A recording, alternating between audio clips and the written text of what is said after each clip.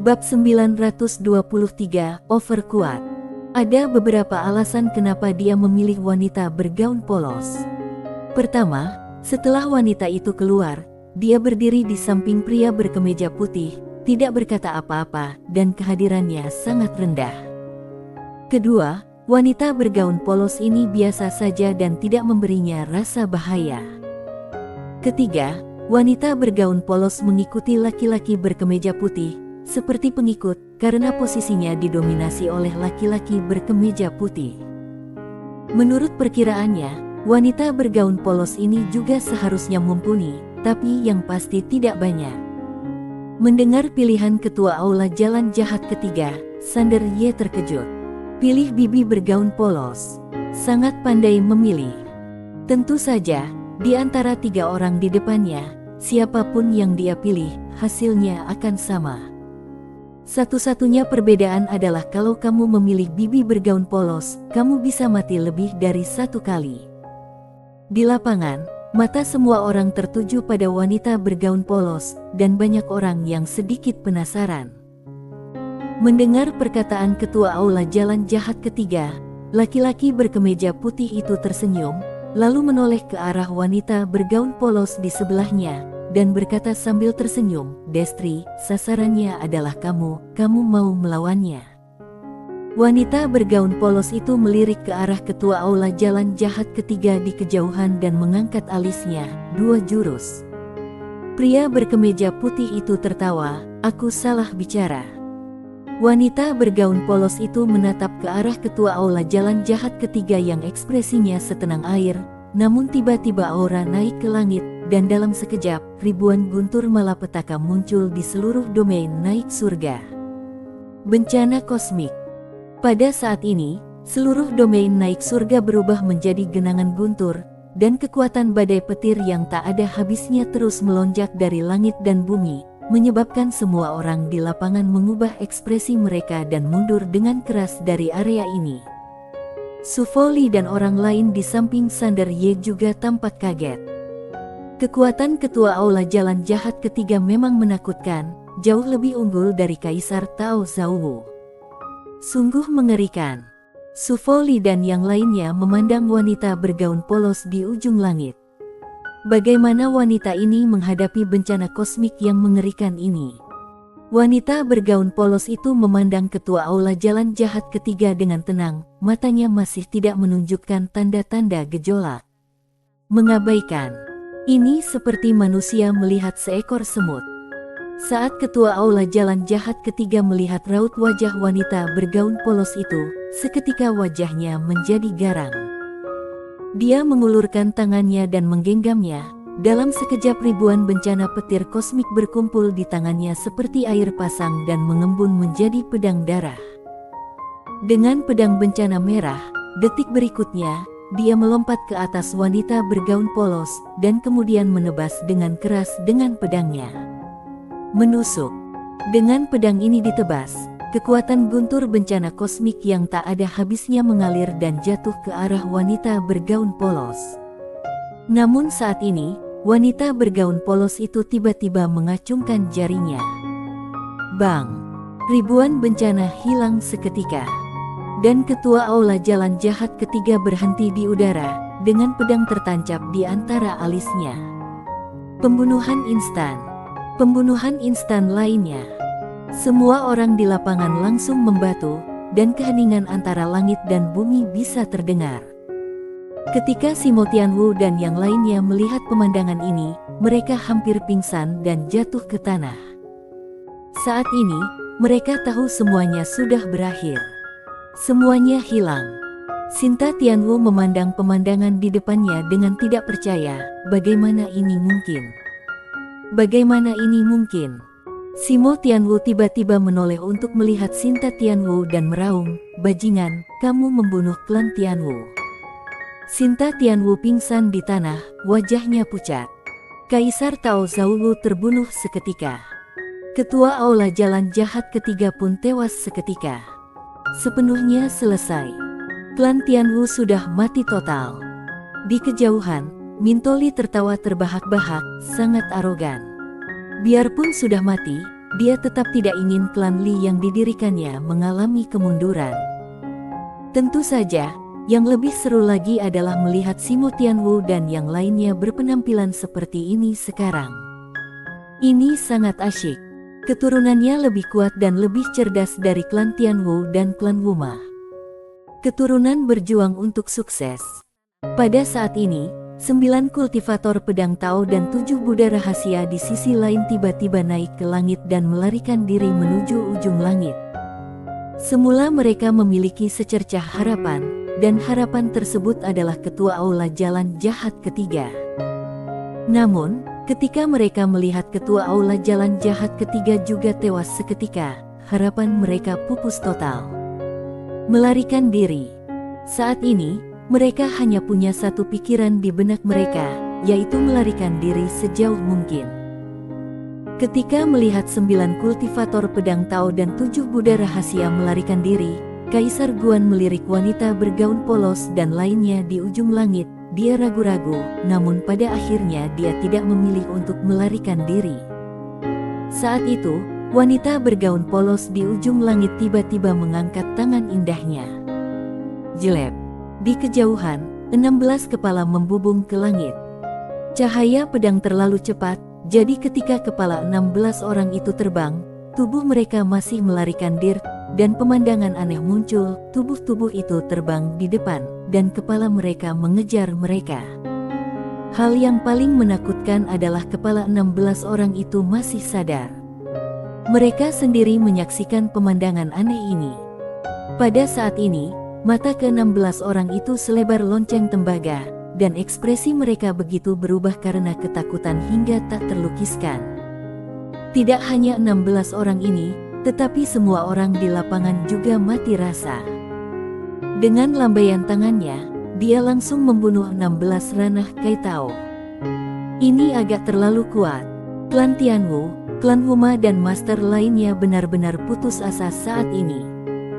Mereka awalnya ingin melarikan diri. Menurut mereka, biarpun mereka tidak bisa mengalahkan 3 orang di depan mereka, kalau mereka ingin melarikan diri, mereka masih memiliki kesempatan. Tapi saat ini, pemandangan di depan mereka memberitahu mereka bahwa mereka bahkan tidak punya kesempatan untuk melarikan diri. Mereka seperti semut di depan wanita bergaun polos. Tidak, bahkan tidak sebaik semut. Kaisar Guan, sebaliknya, berkeringat deras. Saat ini, dia benar-benar bersyukur. Itu keterlaluan. Astaga, di luar sangat menakutkan. Aku ingin pulang. Wanita bergaun polos membuka telapak tangannya, lalu mengusapnya dengan lembut, dan 16 cincin penyimpanan terbang ke arah Sander Ye. Sander Ye buru-buru menyimpannya, lalu dengan hormat berkata, "Terima kasih, Bibi." Wanita bergaun polos itu mengangguk sedikit, lalu memandang ke arah ketua Aula Jalan Jahat ketiga di kejauhan. Ketua Aula Jalan Jahat ketiga juga penuh rasa tidak percaya saat ini, sama seperti Kaisar Tao Zhou sebelumnya. Tentu saja, lebih sulit baginya untuk menerimanya. Dia adalah jalan jahat, dan dia bukan jalan jahat biasa. Dia dilahirkan dengan kebijaksanaan spiritual dalam bencana alam semesta, dan mempraktikkan ilmu pedang dengan cara manusia, menggabungkan cara ilmu pedang dengan caranya sendiri dalam bencana, dan menciptakan cara baru. Dia hanya dikalahkan sekali dalam hidupnya. Setelah itu, dia tidak pernah kalah lagi. Menghadapi musuh yang dia temui dalam hidupnya, dia hampir tidak pernah menggunakan 3 jurus. Namun, pada saat ini, dia terbunuh seketika dengan 1 jurus. Hanya 1 pedang. Ketua Aula Jalan Jahat ketiga benar-benar hancur. Pada saat ini, Sander Ye tiba-tiba menunjuk ke arah Simo Tianwu dan yang lainnya. Simo Tianwu. Wanita bergaun polos perlahan menoleh untuk melihat ke arah Simo Tianwu dan yang lainnya. Ketika mereka melihat wanita bergaun polos, ekspresi mereka tiba-tiba berubah dan tubuh mereka mulai bergetar.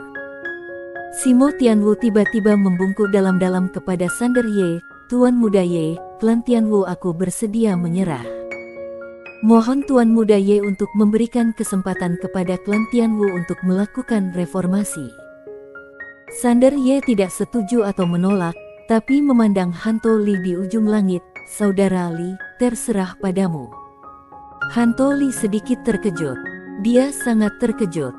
Melihat Sander Ye tidak bercanda, Hanto Li cukup terharu dan berkata, tentu saja hancurkan untuk menghindari masalah di masa depan. Setelah berbicara, dia melihat wanita bergaun polos. Wanita bergaun polos mengabaikannya begitu saja. Hanto Li.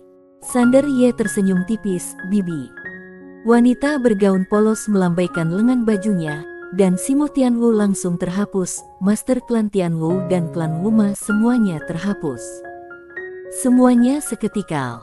Melihat pemandangan ini, kelopak mata Master klan Li dan lainnya berkedut dan terkejut. Ini benar-benar pembunuhan instan. Kapan ranah Kai Tao menjadi begitu lemah? Tentu saja, setelah guncangannya selesai, itu adalah ekstasi. Kali ini klan Li mengerahkan seluruh upayanya dalam pertaruhan besar dan menang. Semua Master klan Li memandang Hanto Li satu demi satu. Semakin mereka memandangnya, semakin mereka menyukainya. Salah satu dari mereka, tetua klan Li, tiba-tiba mengelus janggutnya dan tersenyum. Orang ini sudah pintar sejak kecil. Dia pantas memiliki marga yang sama dengan aku. Mulut semua Master klan Li berkedut. Sial, siapa di sini yang tidak bermarga Li? Setelah klan Tianwu dan Master lainnya terbunuh seketika, lebih dari 20 cincin penyimpanan melintasi ujung langit, dan kemudian mendarat di depan Sander Ye. Jantung Sander Ye tiba-tiba melonjak, lalu dia segera membungkuk hormat, terima kasih, bibi. Setelah itu, dia menyimpan cincin penyimpanan. Hasilkan uang banyak. Seolah memikirkan sesuatu, Sander Ye tiba-tiba mendatangi wanita bergaun polos itu, lalu dia mengeluarkan setumpuk tulang dan berkata dengan lembut, bibi, ada yang ingin aku minta bantuanmu. Saat dia berbicara, dia menceritakan apa yang sudah dia janjikan kepada Kaisar Yong. Saat ini, Kaisar Yong juga muncul di tempat kejadian. Saat ini, dia hanya memiliki jiwanya, karena tubuhnya sudah hancur total sebelumnya. Saat ini, dia sedikit gelisah dan sedikit gugup. Wanita bergaun polos memandangi tumpukan tulang di depannya dan tidak berkata apa-apa. Sander Ye berkata dengan lembut, bibi. Wanita bergaun polos mengulurkan tangan kanannya untuk menutupi tumpukan tulang. Bang! Di atas kepala semua orang, sebuah lorong aneh tiba-tiba muncul, dan di dalam lorong ini, sebuah dunia yang menakutkan tiba-tiba muncul.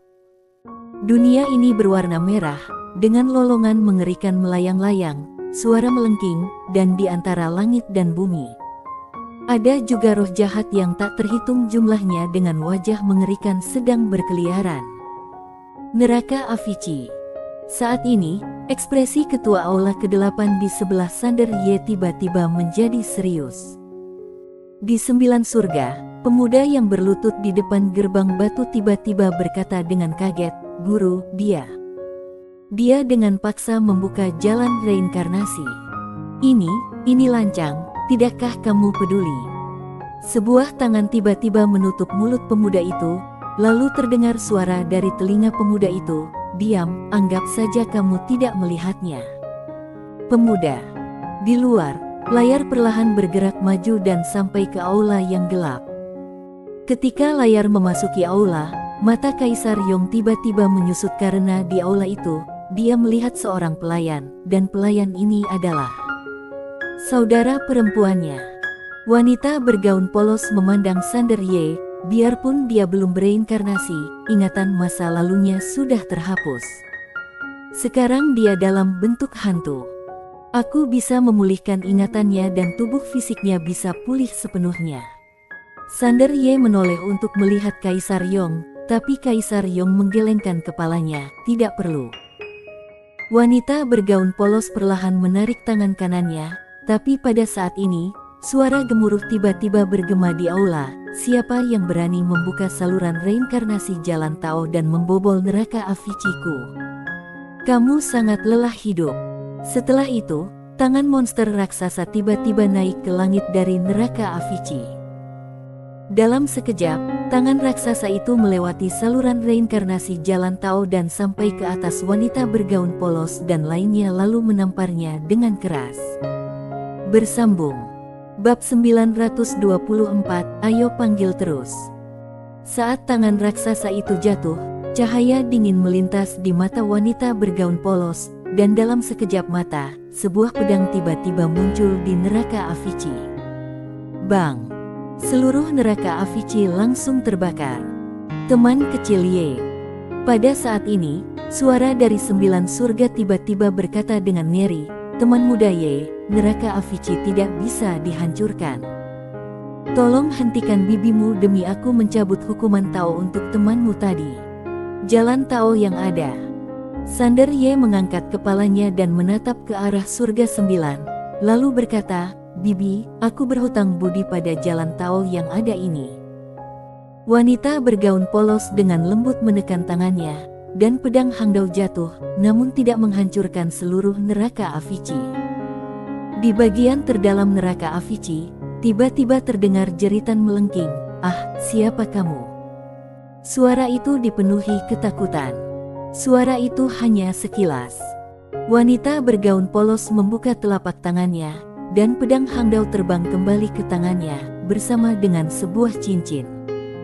Wanita bergaun polos menyerahkan cincin itu kepada Sander Ye. Sander Ye buru-buru menyimpannya, merasa sangat terharu. Pria berkemeja hijau yang diam di samping tiba-tiba mengerutkan kening ketika melihat adegan ini.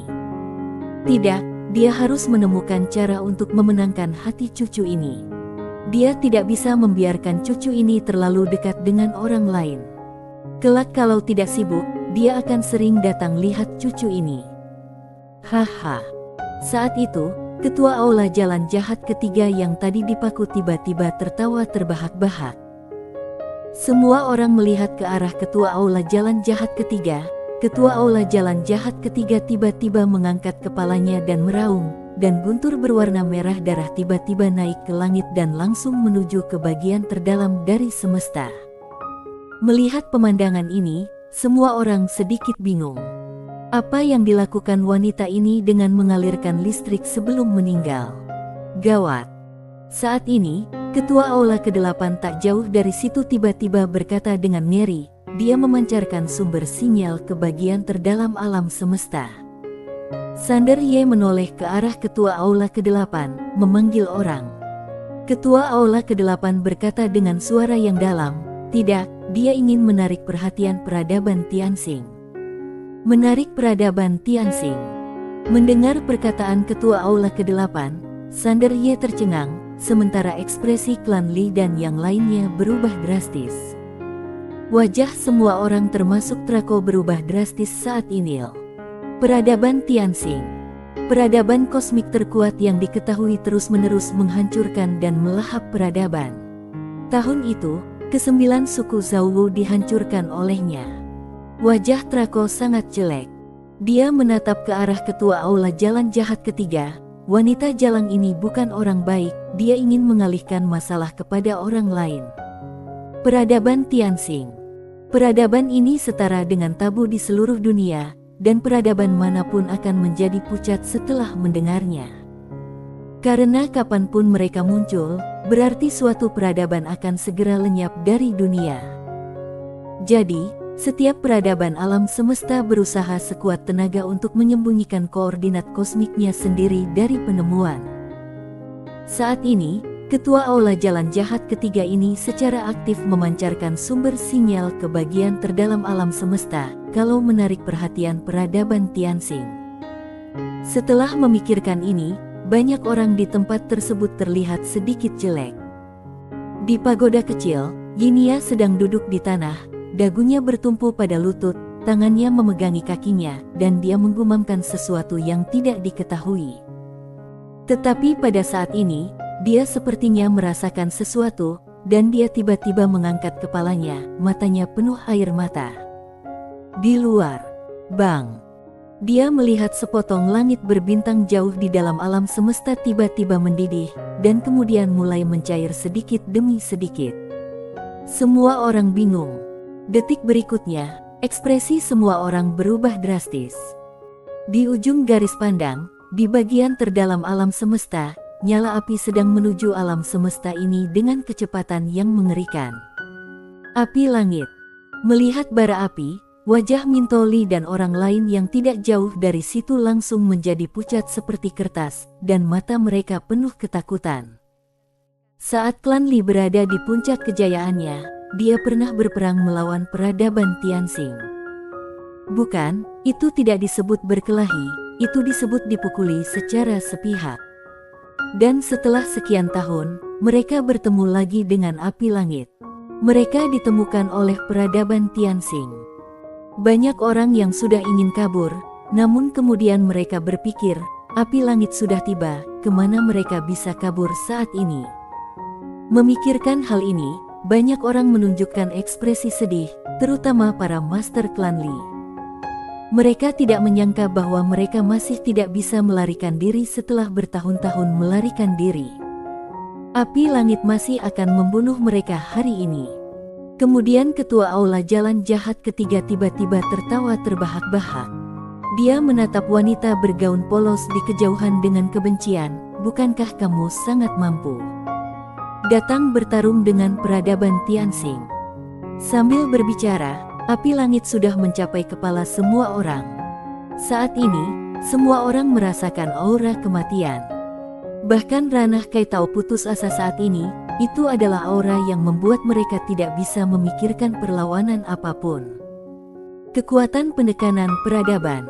Ini seperti penindasan manusia terhadap semut. Ketua aula jalan jahat ketiga pun tertawa terbahak-bahak, sangat gila. Pada saat itu, wanita bergaun polos tiba-tiba merentangkan tangan dan dalam sekejap, api langit muncul di tangannya. Semua aura menakutkan menghilang tanpa jejak. Langit dan bumi bagaikan mati. Semua orang memandang wanita bergaun polos di kejauhan seolah-olah mereka melihat hantu. Tawa ketua aula jalan jahat ketiga pun tiba-tiba terhenti saat ini. Mulutnya terbuka lebar, matanya melebar, dan wajahnya penuh rasa tidak percaya. Di tangan wanita bergaun polos, api langit melayang dengan tenang, seperti bara api biasa, berperilaku sangat baik. Di kejauhan, Citian, Dao Jun dan yang lainnya sangat bersemangat. Mereka menebaknya dengan benar. Api langit benar-benar diredam. Saat ini, melihat api langit kembali ditekan, semua orang begitu heboh hingga tak bisa menahan diri. Tentu saja mereka lebih bersyukur atas pilihan yang diambil dinasti Zhou. Wanita bergaun polos itu memandang ke arah ketua aula jalan jahat ketiga tak jauh dari situ. "Ayo," teriak terus. Ketua aula jalan jahat ketiga seperti orang gila, "Bagaimana mungkin? Bagaimana mungkin?" Wanita bergaun polos melambaikan tangannya. Ketua aula jalan jahat ketiga langsung berubah menjadi abu, hanya menyisakan cincin berwarna merah darah. Sander Ye buru-buru menyimpan cincin itu. Semua orang diliputi rasa iri. Setelah pertempuran ini, Tuan Muda Ye segera menjadi kaya. Bang! Pada saat ini, di bagian terdalam dari langit berbintang, aura menakutkan tiba-tiba melanda. Semua orang mengangkat kepala dan melihat ke kedalaman langit berbintang, penuh kebingungan. Di bawah pandangan semua orang, waktu dan ruang di bagian terdalam dari langit berbintang retak, dan aura menakutkan menyapu seperti air pasang. Aura ini ternyata lebih kuat dari api langit sebelumnya. Semua orang terkejut. Sander Ye juga penuh keraguan. Di bawah pandangan semua orang, seorang wanita berjalan perlahan dari area ruang waktu itu. Wanita itu tampaknya baru berusia 16 atau 17 tahun. Dia mengenakan gaun hijau, dengan rambut panjang, dan memegang sebuah buku kuno berwarna emas di tangannya. Dia tenang, anggun, dan bermartabat. Semua orang melihat ke arah wanita yang keluar. Tatapan wanita itu tertuju pada wanita bergaun polos tak jauh dari situ. Saat melihat api langit melayang tenang di telapak tangan wanita bergaun polos, jejak keterkejutan muncul di matanya yang indah. "Nona, kamu ternyata bisa menekan api langit. Luar biasa sekali." Wanita bergaun polos melirik ke arah wanita itu dan berkata dengan tenang, "Apa hebatnya? Bukankah ini hal yang sangat sederhana? Setiap orang." Sander Ye. Wanita yang mengenakan gaun hijau itu sedikit terkejut. Dia ragu-ragu, lalu berkata, "Kamu benar-benar kuat." Wanita bergaun polos berkata, "Oh, setiap orang." Wanita itu juga sedikit malu. Dia tersenyum dan beberapa saat tidak tahu harus berkata apa. Saat ini, Sander Ye tiba-tiba berkata, "Apakah Nona dari peradaban Tianxing?" Wanita itu sedikit mengangguk, "Ya, peradaban Tianxing." Melihat wanita itu mengangguk, ekspresi semua orang berubah. Klan Li dan yang lainnya sangat ketakutan. Saat bertarung dengan peradaban Tianxing, sebenarnya mereka tidak melihat satupun dari peradaban Tianxing karena mereka hanya melawan api langit. Saat ini, mereka juga melihat orang sungguhan untuk pertama kalinya. Sander Ye bertanya lagi, "Nona, apakah kamu datang?" Wanita itu melirik wanita bergaun polos di kejauhan, lalu berkata, "Karena dua hal. Pertama, api langit tiba-tiba tidak berfungsi saat menjalankan misinya. Aku datang ke sini untuk memeriksa. Aku tidak pernah menyangka akan ditekan oleh gadis ini. Sungguh luar biasa. Hal seperti ini belum pernah terjadi sebelumnya." Di akhir cerita, dia sebenarnya sedikit bersemangat. Sander Ye melirik wanita di depannya, menggelengkan kepalanya dan tersenyum. Gadis ini menarik. Dia bertanya lagi, "Bagaimana dengan yang kedua?" Wanita itu mengalihkan pandangan dari api langit di kejauhan. Dia memandang Sander Ye dan berkata, "Aku punya teman kecil, namanya Yinia. Dia sudah lama tidak masuk kerja. Pernahkah kamu melihatnya?" Jinan. Saat ini, Yinia tiba-tiba muncul di lapangan. Dia memelototi wanita itu dan mengangkat dua jarinya. "Aku masih punya liburan lebih dari 2 bulan, lebih dari 2 bulan." Melihat Yinia, semua orang di tempat tersebut saling memandang dengan kaget. Apakah Tuan Muda Ye ini bersama orang dari peradaban Tianxing? Melihat Yinia, wanita bernama Jinan itu tersenyum cerah, secerah bintang. "Yinia, akhirnya aku menemukanmu." Yinia mengerutkan bibirnya dan berkata, "Apa yang kamu inginkan dariku?" Jinan berkata, "Apakah kamu lupa?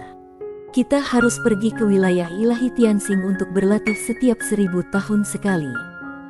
Aku mendengar bahwa dewa tertinggi Tianyun juga akan datang kali ini." Yinia sedikit terkejut, "Dewa tertinggi Tianyun? Dia datang sendiri?